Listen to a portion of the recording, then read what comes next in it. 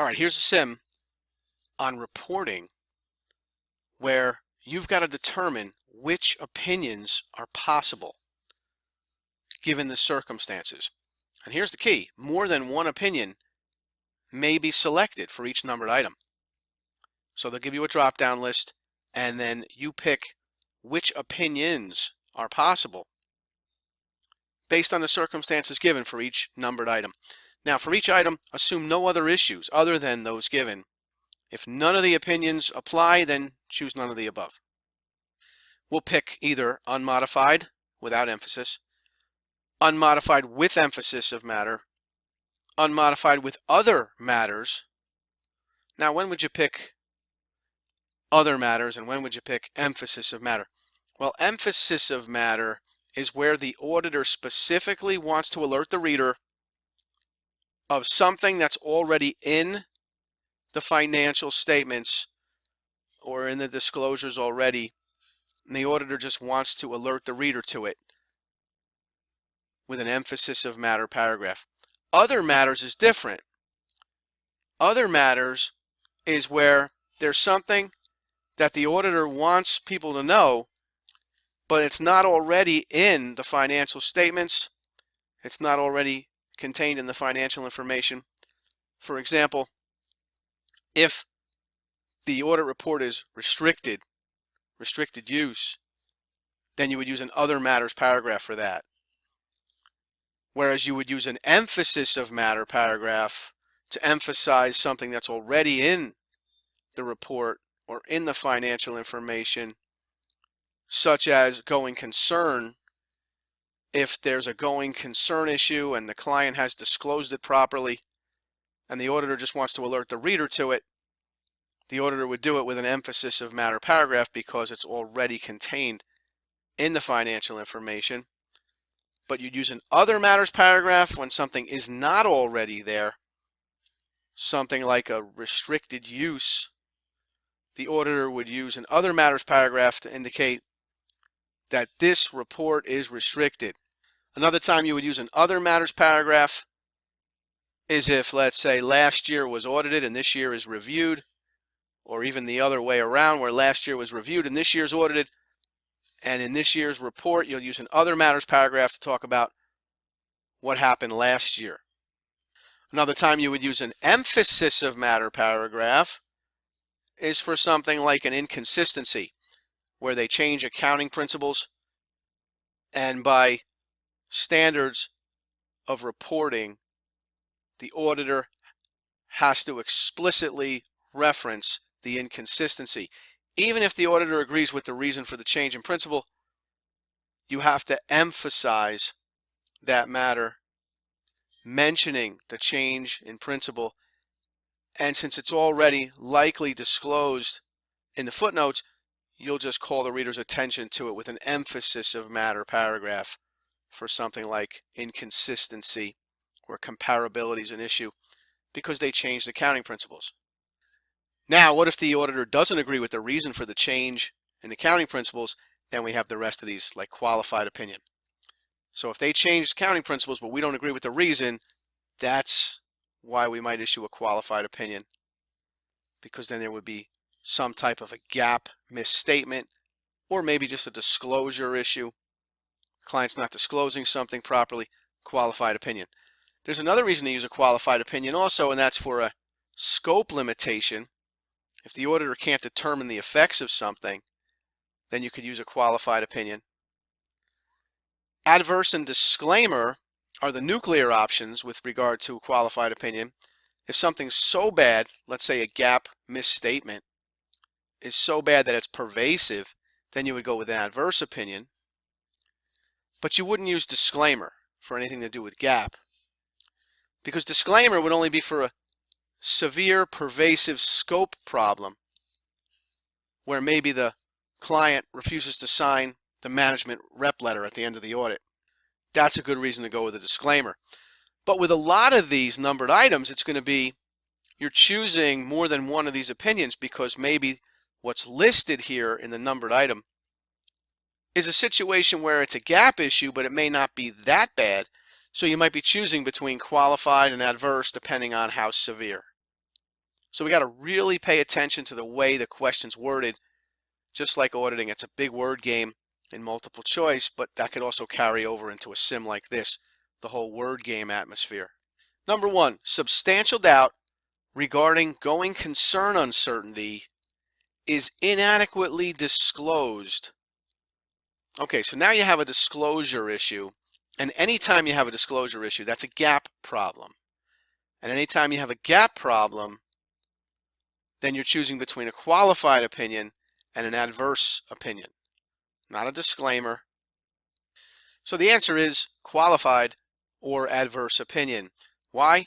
Because anytime there's inadequate disclosure, that's a gap problem, and it could have to do with substantial doubt about going concern or anything else that should have been disclosed better in the auditor's opinion. You're going to have to drop it down from the unmodified to a qualified or maybe even an adverse opinion, depending on the significance of the inadequate disclosure. Now, like we do, the I-75 approach is to always anticipate the next question based on the facts given.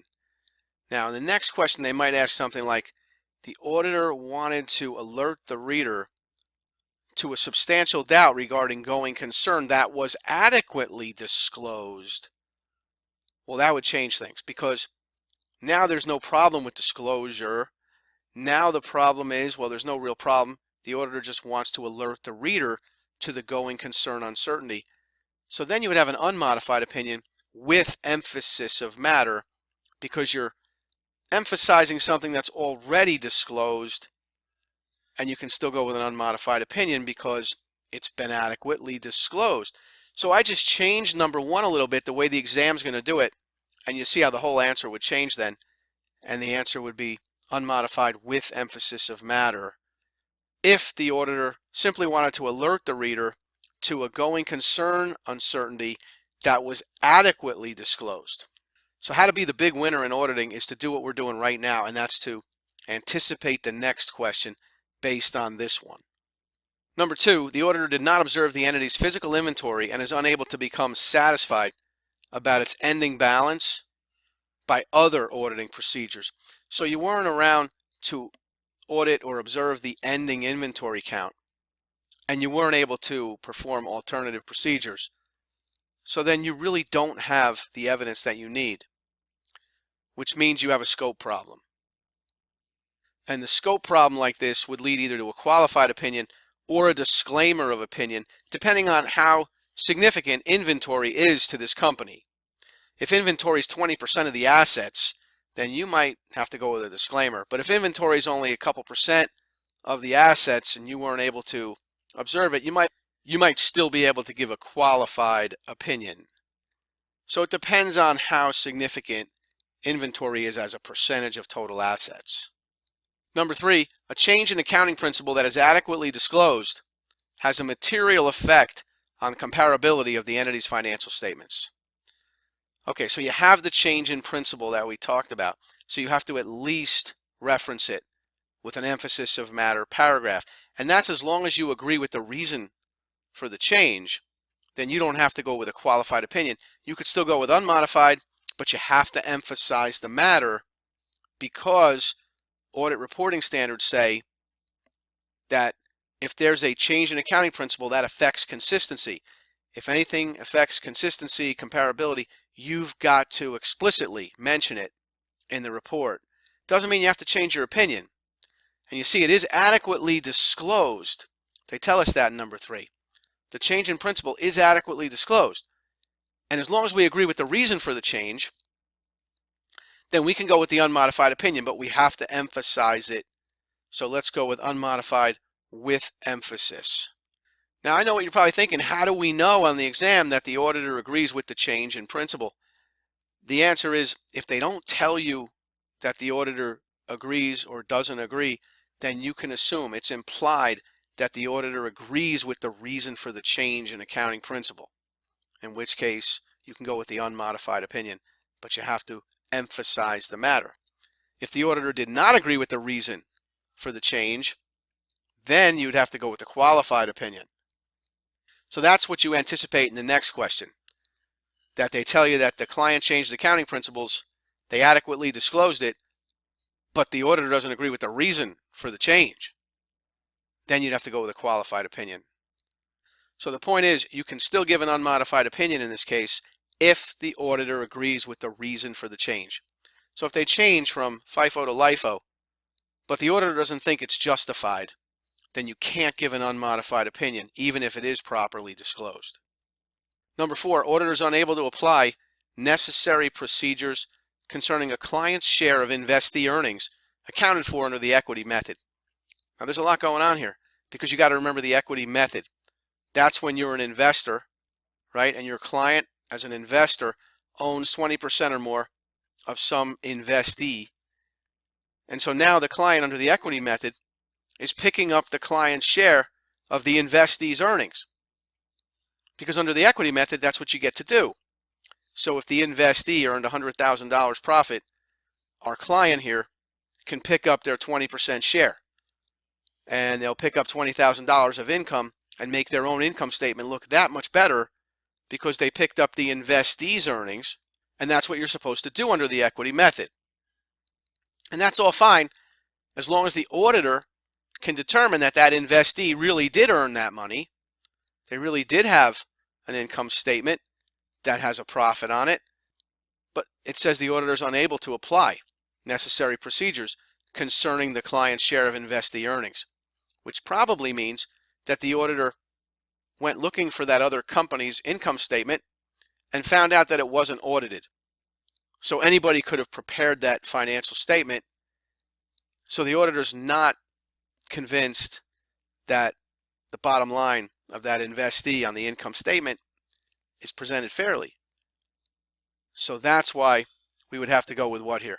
We'd have to go with a qualified opinion or possibly a disclaimer, depending on how significant the impact is on the income statement of the client. So if our client's income statement would have shown a loss had it not been for this investee's earnings, but by putting the investee's earnings on our client's income statement, all of a sudden our client shows a profit. If that's the case, then it's pervasive, then you might have to disclaim an opinion. But you'd have to at least go with a qualified opinion because you were unable to apply necessary procedures to that other entity, because you don't know whether or not their income statement was presented fairly. All you know is your client picked up their share of that income. Number 5, the opinions available on a new client's income statement, retained earnings, and cash flows when the auditor is able to obtain evidence regarding the ending inventory, but unable to obtain any satisfaction regarding beginning inventory.